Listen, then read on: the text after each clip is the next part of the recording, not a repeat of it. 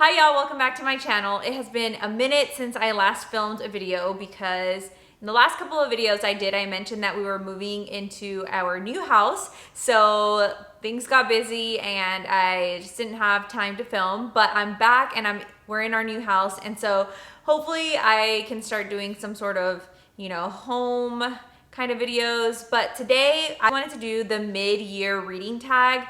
As you all may or may not know, I guess y'all probably don't know this, but I am a huge reader. I love to read. I really got back into reading, I would say like last summer, and I have not stopped since. Like I read literally every single day. I got a Kindle for Christmas and it was like the best thing I ever got. But I also really enjoy reading on my phone and obviously like just normal books. I think it's always fun to go to Barnes & Nobles and get some new books. But I really wanted to do this tag because it just, I don't know, it just seemed like fun. And that way I could recommend some of my favorite books that I've read so far. So I have them all written down in my new planner. This is my new planner. I just got it at Barnes & Noble. I usually get like an Erin Condren, but I didn't want to do that this year. It's just a Kate Spade little planner and I love it because it's very simple and it's exactly what I want. It's literally just super simple. So that's a little side note, but I got that at Barnes & Noble's and I really like it. Okay, so I'm gonna just go ahead and read the questions and then let y'all know which book I picked for the question.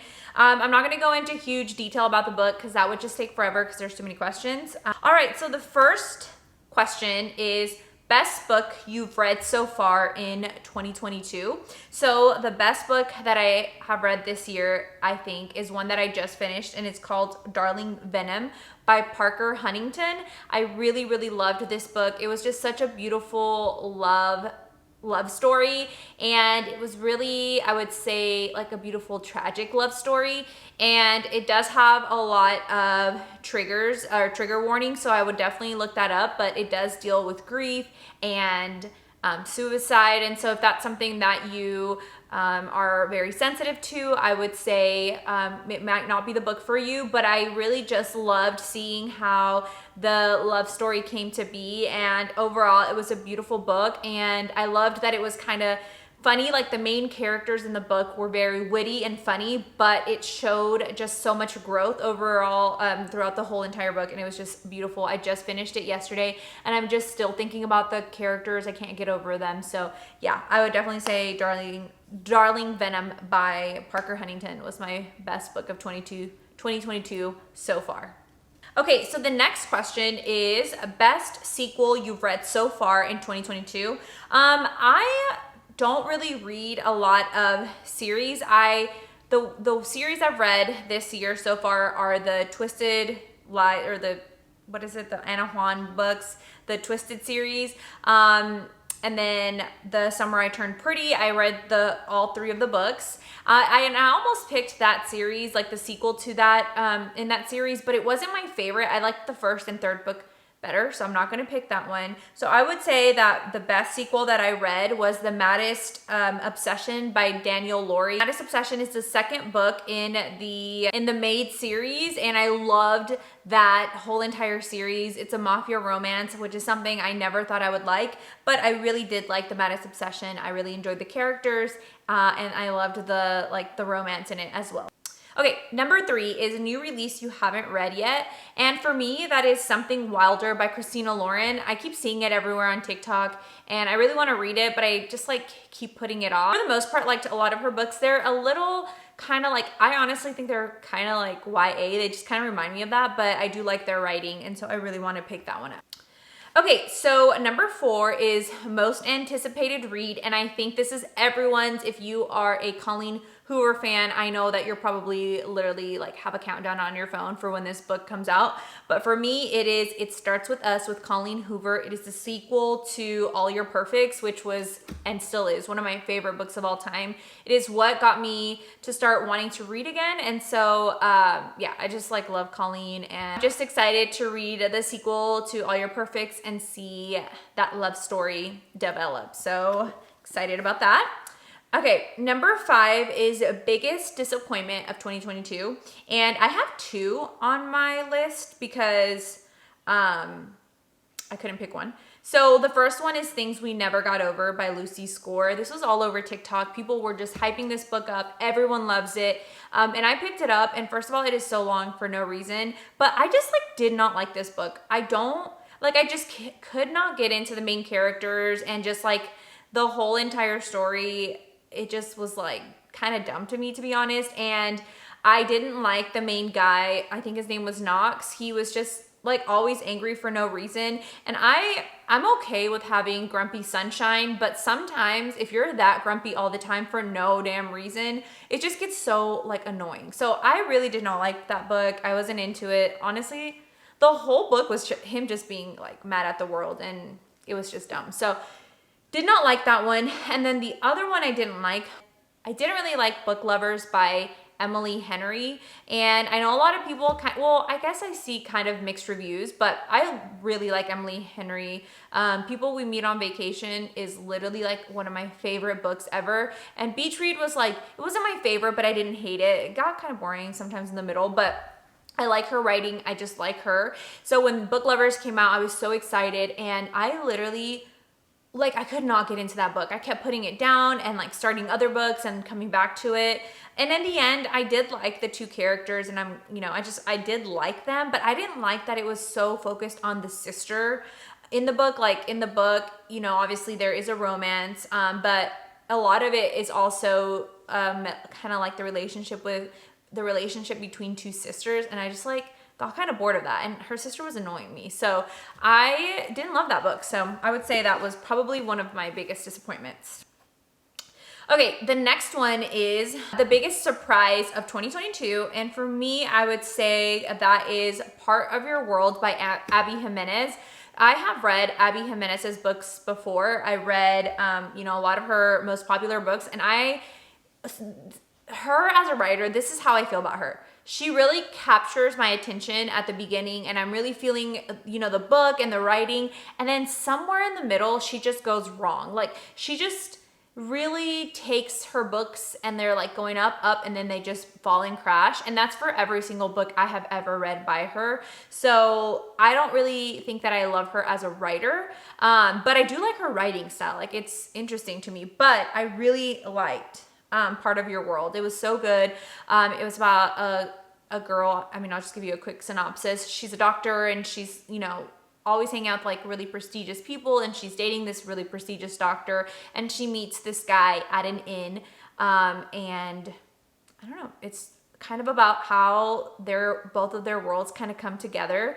And I really liked it. The guy in this book was so cute. So really, really enjoyed that book. Okay, so the next question is new fictional crush. And my new fictional crush, I have two, but I narrowed it down to one, is Noah from Say You Swear by Megan Brandy. I loved that book. It was so good. I will say the first kind of like 100 to 150 pages I didn't love. I almost like stopped reading that book, but I kept going, and it was so good. And Noah is the best book boyfriend ever. Sweetest, cutest, like 10 out of 10. I love him throughout the whole entire story. If you haven't read that book, I really recommend it. It is kind of slow at the beginning. There's a lot of characters, and so it's kind of confusing, but once it gets into like the middle of the book and they go to college, it's so good. So I definitely recommend it, and he's definitely my newest fictional crush. So, okay, the next one is my newest favorite character, and I would have to say that is Charlotte from Darling Venom. I loved her character because she's very like anime and like gothic and kind of like emo, and it just reminded me of like what I used to like back in the day. So, and she's like this. She works with novels, and so she is this like really funky girl living in New York, or like working in New York City, and I loved her aesthetic and her vibe, and she was so deep but so freaking funny. So I really liked her, and everyone in Darling Venom in that whole entire book, like all the characters were written perfectly. So, but I loved Charlotte. She's just like, I just loved her. So. Okay, so my new favorite author. So this year I read a couple of books by Jennifer Hartman. She is the author of, I'm like looking at my Kindle. She's the author of The Wrong Heart, Lotus, Still Beating. And all three of those books were 5-star reads for me, especially The Wrong Heart. I loved that book. It was so I loved it so much. I couldn't get over it for a really long time. So, I would say Still Beating is also one that I've seen a lot of people talk about. It's very dark. It's dark. And, but I really liked it as well. I think she's a great author. And if I would have to pick, Lotus would be my least favorite out of all of them, but they were all so good. I would definitely search up trigger warnings for sure. But The Wrong Heart got me from the get. Like, it was so freaking good. And I really like her writing. So I would say she is probably my new favorite author. So the next one is books that made you cry. I don't really cry with a lot of books. Like, I'm just like not a crier when it comes to books. But I think that one that really got to me was 1,000 Boy Kisses. Again, I'm pretty sure this is one y'all all have heard about, but if you want a really just like sentimental book, I would say that 1,000 Boy Kisses is just an overall really sad book. But it's also like a great book. So it was an easy read. But I would say that one made me sad. But again, I'm just not someone who cries during books. Another one that was actually really sad and almost got me to cry because I'm a mom now, so I kind of felt for the main character, was Reminders of Him. That one was also super sad, and I think that a lot of the times I did kind of tear up a little bit because I felt for the main girl. She was trying to get her daughter back after a tragic event. That's not a spoiler because it's like literally in the back of the book. So I would say 1,000 Boy Kisses or Reminders of Him. But I would pick 1,000 Boy Kisses more because it doesn't have a happy ending. So yeah.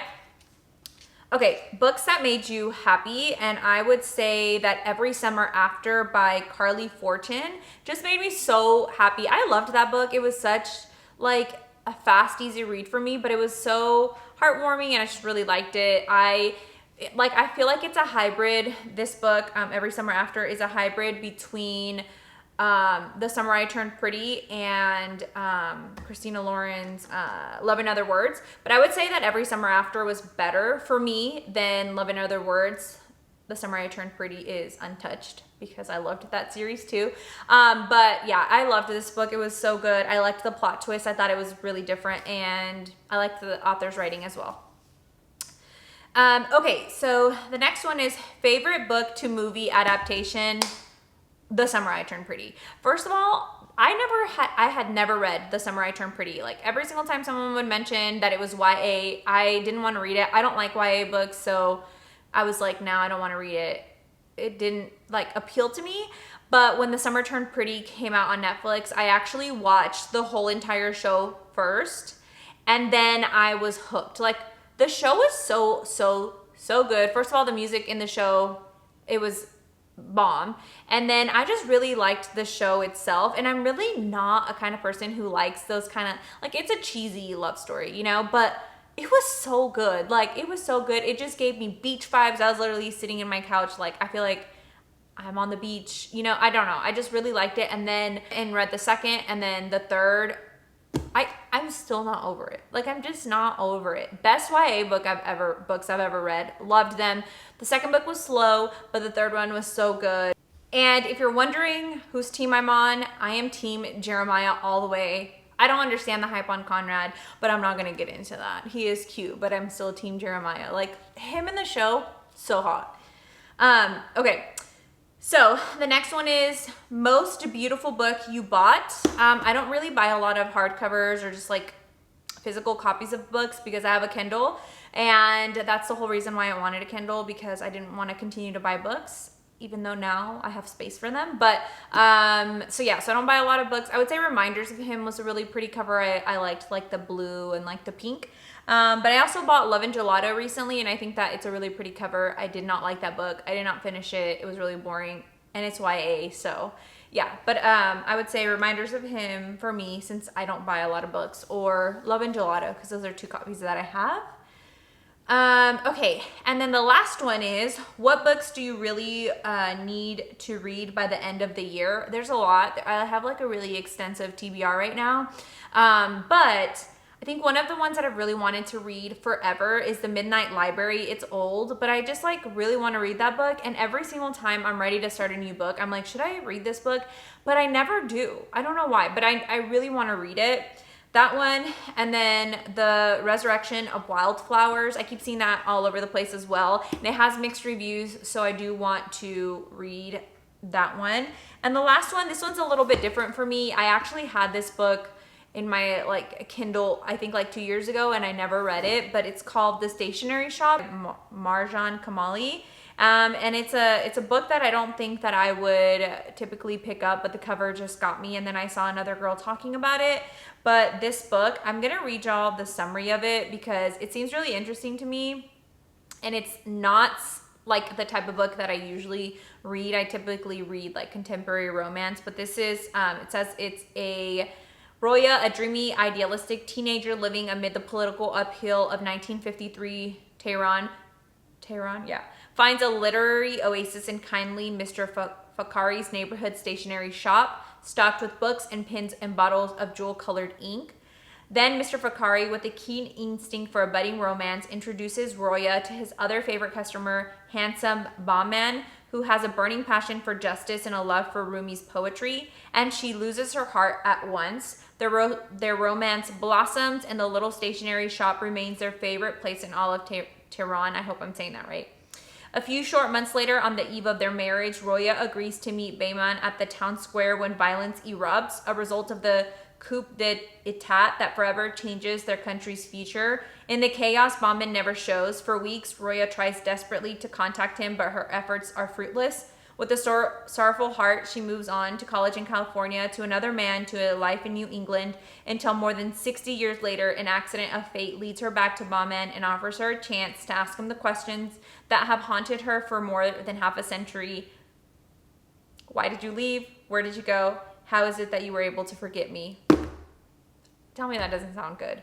And yeah, that just sounds so good. Someone said it really reminds them of The Notebook, so I really want to read it. I also really want to read more about just the scenery of it, like in the 50s, and you know, it just sounds so good. And if you look at the cover, it's beautiful. So I would say those are my top 3. And yeah, that is all the questions for this tag. I had so much fun filming it. Again, I love reading. I should have a Goodreads, but I don't, because I don't really like writing reviews online about books. I just never do. But yeah, if you're really looking into like getting back into reading, or just start wanting to read, I definitely recommend getting on Book Talk or BookTube. I mean, there's like countless accounts on books, but these were just some of my recommendations. I hope that you guys enjoyed this, and if you like this video, make sure to like it and subscribe to my channel. I'm hoping that I can get back into filming now that we are moved in. So yeah, I will see you guys in the next video. Bye.